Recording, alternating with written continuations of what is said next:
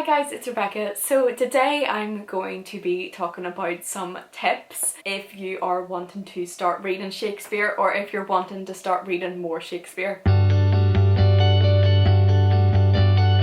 So I did an English literature degree at the University of Bristol and I did take quite a few modules on Shakespeare. I have been reading more Shakespeare since I did my dissertation on Shakespeare. I started to really enjoy Shakespeare in my A-levels. I never really liked it before that, but we did As You Like It for my A-level English literature. So I have been very interested in Shakespeare for a while and I have continued to go and see Shakespeare, to watch Shakespeare, to read Shakespeare after finishing my degree. These are just some tips that I have that I think might help if you are trying to read more Shakespeare. So the first tip would be to get yourself a good edition. This helps massively with reading Shakespeare, and the editions that I would recommend are the Oxford Shakespeare editions. So these are the Oxford World's Classics. Now I find that these are a bit harder to get on Amazon. Some of the plays are easy to get, some of them aren't. I have found some in charity shops and I've found some in just normal bookshops, but they can be a bit hard to find on Amazon. But essentially the reason why it is good to get a good edition is because they will have the best footnotes. I was told that these are the best editions to read from whenever I was doing my degree. I would 100% say it's true. The reason why it is because it will include different edits from the first manuscripts or the first version of the play, and as that changes throughout, and how maybe certain lines or certain words were taken out or put in and how that changes the meaning, that will be in here a lot of the time. It also has really good footnotes. It is at the bottom of the page as well. As you can see, you will be able to go along with that, and it will give an explanation as well, like a proper explanation. Maybe if you're not understanding like a joke, or if you're just genuinely just have never heard of it before, then that will give you a really good explanation. So I would 100% say that these are the best ones to get that I've come across, at least. Definitely get yourself a good edition. Alternatively, if you don't have as good of edition, or that's not as possible for you and you just don't want to rebuy ones maybe that you already have, it will mean that you'll maybe have to Google everything as it comes up. But I would definitely recommend that, and just making sure that you are searching everything that you don't understand rather than moving on, because as you read your first few Shakespeare plays and you are trying to learn what everything means, it will help so much more in the later times when you're reading more, because it will all start to make more sense, and then as well whenever you're rereading you can get more out of it. The next tip that I would give, and I'm not sure if everybody would agree with this, but I would definitely say to start with the tragedies. When I say the tragedies, I mean probably Macbeth or Hamlet. Some people I think would say the comedies because they're more lighthearted, but the thing with the comedies is that there's so much going on, and there is so much going on with the tragedies too, but there is so much going on in the terms of the comedies is that first of all you have to get the jokes, which I find really hard sometimes. You have to get the jokes and you have to understand what's going on. Shakespeare loved to have people dress up a lot of the time, so then you'll have a man dressed as a woman or a woman dressed as a man. There's so many layers to it that you'll kind of start to get confused as to who's who. So if you're starting out, I would more lean towards the tragedies. Hamlet and Macbeth, I would say, are probably the easiest ones. They are so meaningful and obviously well written. You can get a lot out of it and still be able to understand, because I don't feel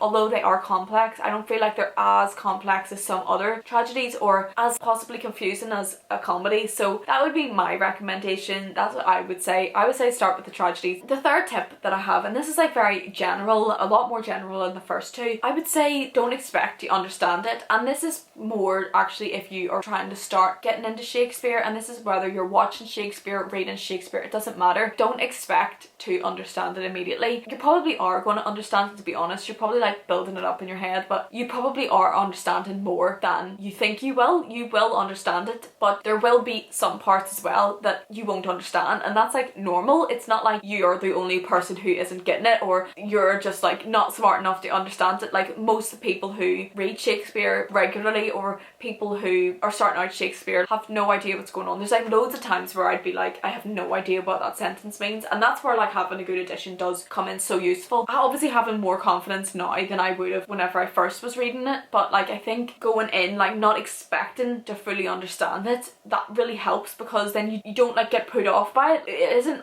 what our language is. We don't speak like that now, and there is a lot of words that we just wouldn't use and we don't know what it is, and there's a lot of context we're probably not going to have a clue about. That just takes a lot of pressure off. Yeah, I would just say don't expect to understand it, and that's not a you thing, that's an everybody thing. And as well, I just want to add on to that point as well, that's like the more you read, the easier it will get.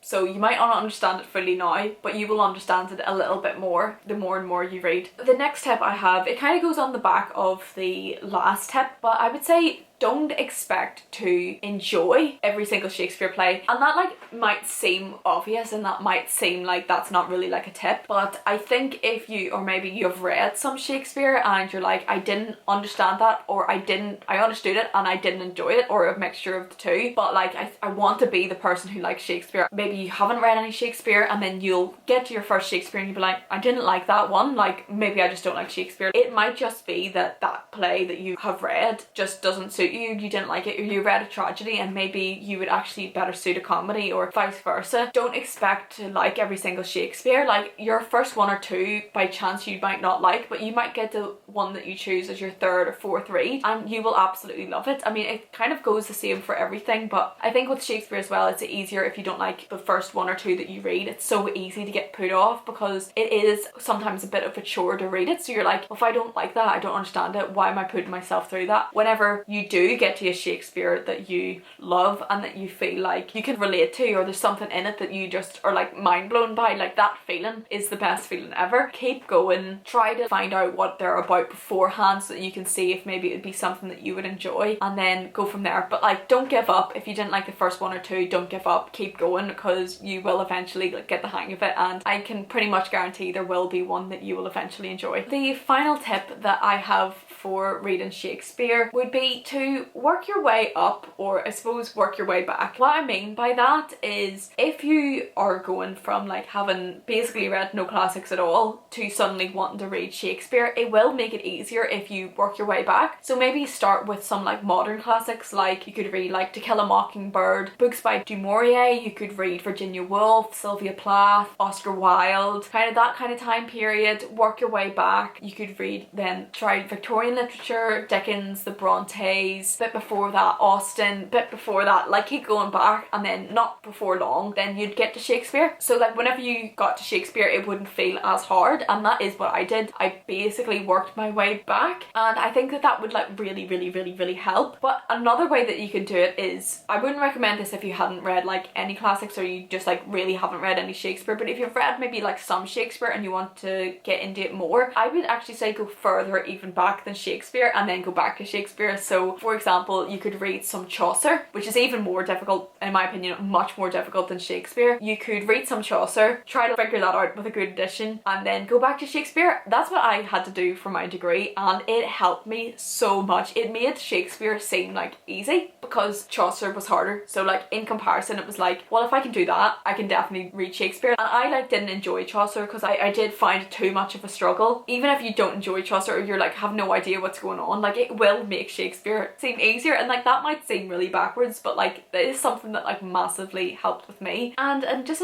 another like side note to that last point is that another really good thing that you could do would be to watch adaptations. So whether that's a film version like Leonardo DiCaprio's Romeo and Juliet, or retellings. So for example, She's the Man with Amanda Bynes, that's a Shakespeare retelling. So there's like loads and loads that you could do to kind of get your head around it, and I think that there are loads of things that you can do to help reading. I hope this wasn't too general, and I hope that this does help in some kind of a way. I could definitely think of more tips, so if you're like interested in me coming up with more tips, I spent some time thinking about and like looking into more practical tips, and also just more like general tips and what I've done to help myself read Shakespeare more. But it's one of those things where you just have to kind of do it and then do it more, and then eventually you will start to enjoy it. It's gonna make more sense to you. But yeah, I hope this video was helpful. I hope you enjoyed this video, and if you did, please like and subscribe, and I will see you in the next one.